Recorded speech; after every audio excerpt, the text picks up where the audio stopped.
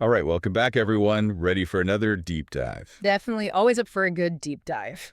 Well, today, we're going back to 1997 Oh, okay. to Rancho Santa Fe, California. All right. And, when you think of Rancho Santa Fe, you probably think like, sunshine, beautiful house. Yeah, luxurious. Yeah. Yeah, and you wouldn't be wrong. Right. But behind the facade of one of these seemingly normal mansions, something really bizarre and truly tragic was unfolding. Oh, okay. I'm intrigued. Yeah, so let me set the stage a little bit.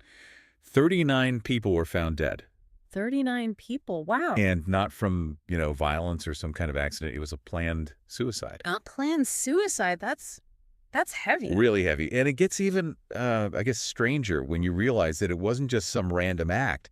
It was all driven by this incredibly complex and honestly pretty out there belief system. So we're talking about a cult. That's exactly where we're going. Today we're diving into the world of Heaven's Gate.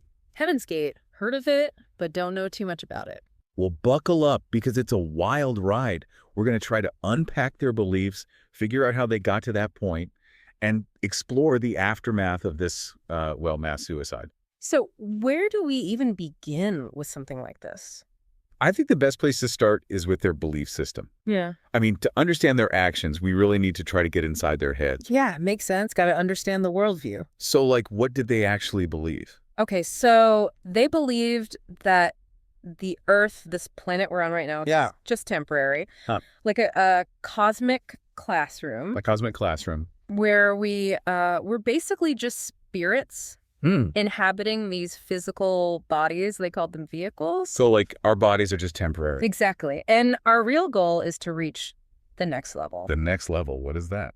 An advanced, extraterrestrial existence. Oh, okay. So they were into, aliens and stuff. Big time. They believed that there was a higher level of being out there beyond our understanding, and that's where we were all headed.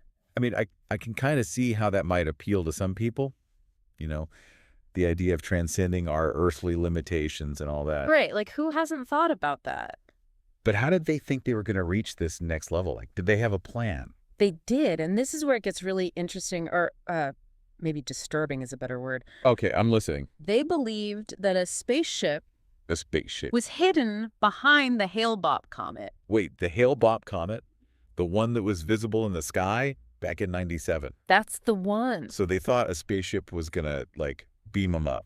Pretty much. But to board this celestial vessel, they had to shed their earthly forms. Their earthly forms, you mean? Their bodies, yeah. So that's why the mass suicide. Exactly. They believed it was the only way to reach the next level. Wow, that's a lot to process. It is. But what did this next level even look like to them? They described it as this realm of pure spirit, free from the limitations and suffering of our physical world. So a utopia. In a way, yeah. They saw it as a return to their true essence, merging with some higher consciousness. They had to die to get there. Yeah. I mean, it's a form of spiritual transcendence, but taken to a really extreme and ultimately tragic conclusion. It's fascinating and terrifying at the same time. And what's even more chilling is that their final act wasn't some spur-of-the-moment decision. It was incredibly planned out. Oh, absolutely. Meticulously planned. Like how so? It took place over 3 days. 3 days. And they had this whole procedure. Oh, God. Each member took a lethal cocktail of phenobarbital, applesauce, and vodka. Oh, wow. Then they put plastic bags over their heads to make sure they suffocated. It's just so disturbing. It is, but the level of organization involved, it's almost as unsettling as the act itself. And it wasn't a chaotic scene either. No, not at all. Everything was very deliberate, almost staged. How so? When they were found, they were all lying in bunk beds wearing these identical outfits. Like uniform. Yeah, black shirts, sweatpants, brand new Nike Decades sneakers. Nike Decades, that's so specific. Right. And they had these armbands that said, Heaven's Gateway Team. It's like they were preparing for some kind of mission. It is. And get this, they each had $5.75 in their pocket. What? Why? They said it was the fare to ride a comet's tail, from an old Mark Twain joke. Seriously. Yeah. It's these little details that make the whole thing even more bizarre. It's like a mix of tragedy and absurdity. Exactly. And it all points to this deep, unwavering belief they had in what they were doing. So they weren't struggling, they weren't resisting. No, from what we can tell, they went willingly. It's like they truly believed they were graduating to some higher plane of existence. It seems that way. But how did they get to this point? Who led them down this path? We need to talk about Marshall Applewhite. Yeah, the mastermind behind it all. Right, Doe, as his followers called him. Hmm. He founded Heaven's Gate back in the 70s with Bonnie Nettles, who they called Ty. Okay, so it was a two-person operation initially. It was, and they preached this whole thing about abandoning earthly attachments and preparing for this evolutionary level above human. So that's where the whole renouncing possessions and cutting ties with the outside world thing comes from. Yeah, that was a big part of their teachings. But it was Applewhite who really steered them towards this, their final fate, right? Yes. Especially after Nettles died in 85, Applewhite's conviction just intensified, and his influence over the group grew even stronger. So what made him so influential? What kind of hold did he have over these people? Well, for one thing, he claimed to be the reincarnation of Jesus. He did. Seriously. Yeah. And for his followers, who were already isolated and deeply committed to their beliefs, that kind of claim, well, it just solidified his authority even more. It's hard to imagine being so swayed by someone to the point of, ending your own life. Right. It makes you wonder, what was it about him? Was it charisma, manipulation, or was it something more complex, like the followers' own psychological needs? People looking for answers, a sense of purpose? That's a question that's probably going to haunt us throughout this whole deep dive. Yeah, it's a tough one, but I think it's worth exploring. Definitely. And speaking of exploring, there's so much more to unpack here. Oh, yeah. Like the aftermath of the event, the reactions, and the legacy that Heaven's Gate left behind. Plus, those farewell messages they left behind, those are going to be really insightful. Chilling, but insightful. Exactly. All right, well, we're just scratching the surface here. There's so much more to uncover. We'll be right back to continue our deep dive into the world of Heaven's Gate. We're back, and man, this is really something else. Yeah, it's hard to even process, Right, like it's fascinating and disturbing, like all at the same time. It really is a strange mix of intrigue and tragedy. Exactly, and I keep thinking about the aftermath. Like, imagine being one of the authorities walking into that mansion, finding 39 bodies. Oh, yeah. All carefully arranged. I can't even imagine. Right. It must have been absolutely horrifying. Yeah, it was a huge story when it broke. Shocked the entire nation. And I think it was more than just the number of deaths, right? It was the method, the planning, and just the sheer strangeness of it all. Oh, yeah, the whole thing was so unsettling, so meticulously planned. And it really shattered this idea that these kind of groups, these cults, only existed on the fringes of society. Right, like suddenly it was happening in a wealthy suburb, Rancho Santa Fe. Exactly. It made people realize that this could happen anywhere, to anyone. And it raised all these questions about belief, about leadership, about what drives people to these extremes. Yeah, and amidst all the horror and confusion, there was this one detail that really stuck with me. Oh, yeah. What's that? The Nike decades. The shoes. Yeah, those sneakers they were all wearing. It's a weird detail to focus on, I know. I know, but it's so strange, right? They became these symbols of the whole tragedy. Yeah, like these ordinary shoes turned into these artifacts of this belief system gone wrong. Exactly. And then the fact that they became collector's items. Oh, yeah, I remember hearing about that. People paying tons of money for a pair of these shoes. It's kind of morbid, isn't it? Yeah, but it also says something about us, about our fascination with these dark events. Our need to understand, to make sense of something that just doesn't make sense. Exactly. And here's another thing. Their website is still up. Wait, really? Yeah, it's still being maintained by two remaining followers. Do people still believe in this? Apparently so. They believe that the next level is still attainable.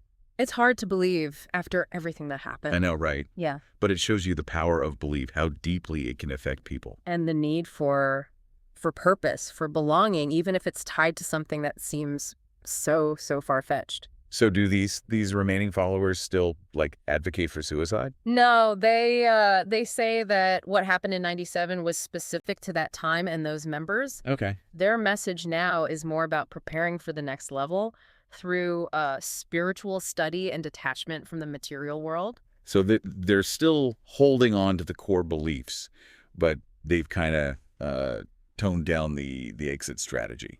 Yeah, I guess you could say that. It's hard to know exactly what motivates them to, keep the website going, to keep spreading the message. Maybe they're trying to honor the memory of those who died. It could be that. Or maybe they just can't let go of Applewhite's teachings even after everything. It's a puzzle for sure. Yeah. But it makes you wonder, What drives people to such extremes? Yeah. Was it all Applewhite's influence? Or were there, like, bigger societal forces at play?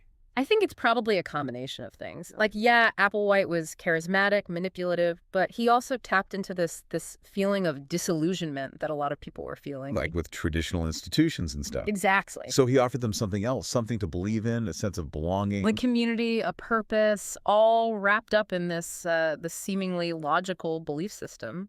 It's kind of scary, how easily people can get drawn in. What are some, like, red flags to look out for?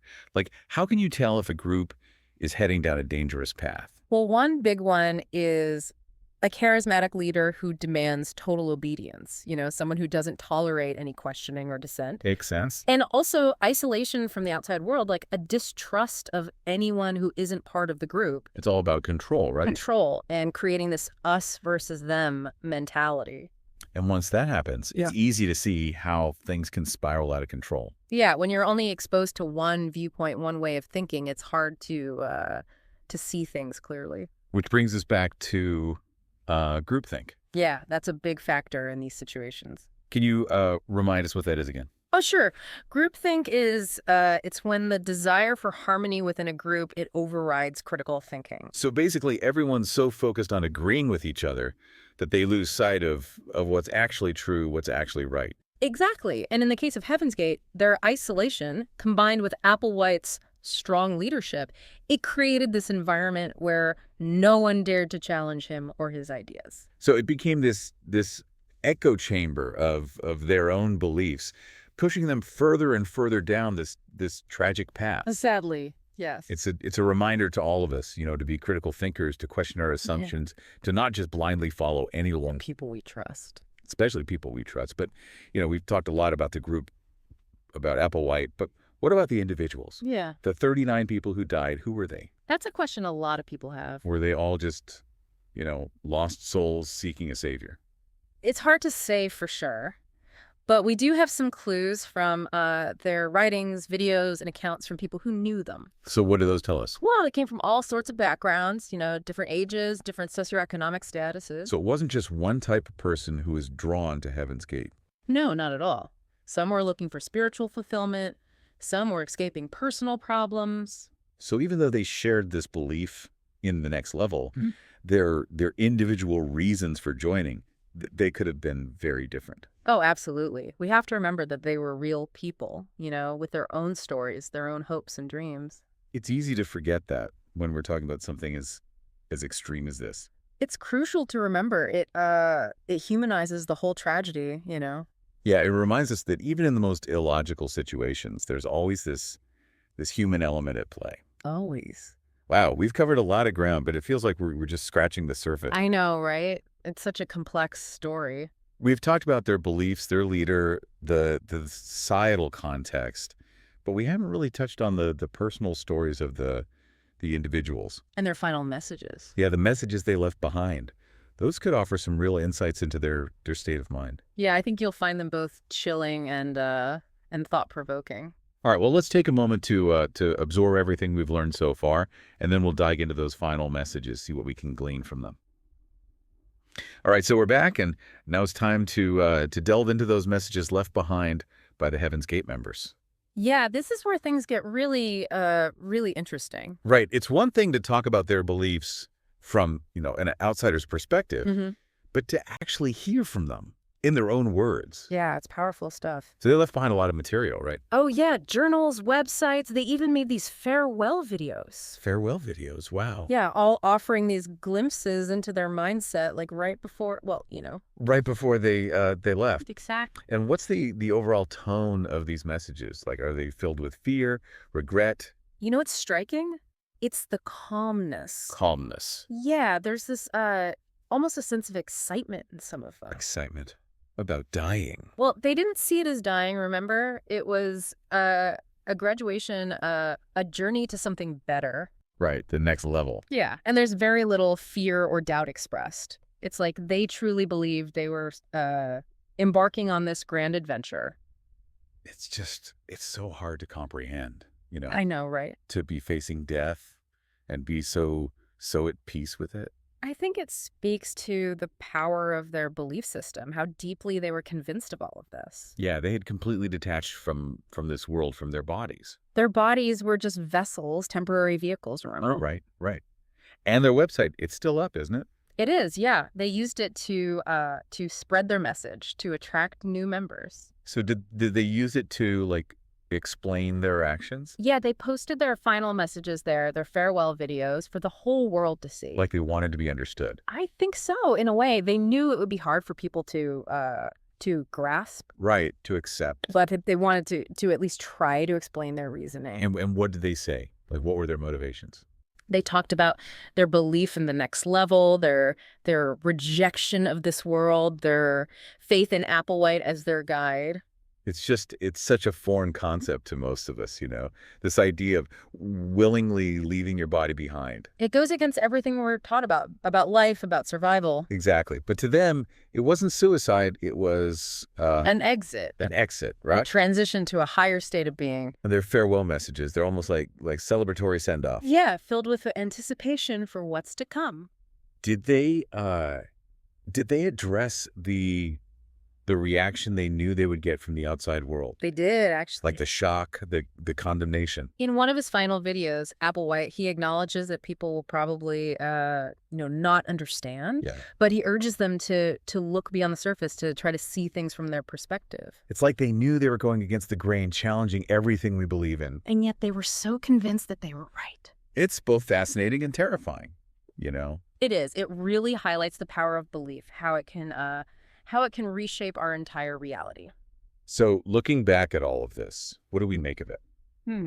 That's the million-dollar question, isn't it? It's a chilling reminder Hmm. of the dangers of blind faith, of what can happen when a group becomes isolated, detached from reality. Right. But there's also this undeniable human element here, this search for meaning, for something bigger than ourselves. Exactly. And that's what makes it so complex. It's both repellent and fascinating at the same time. a real head scratcher. Yeah.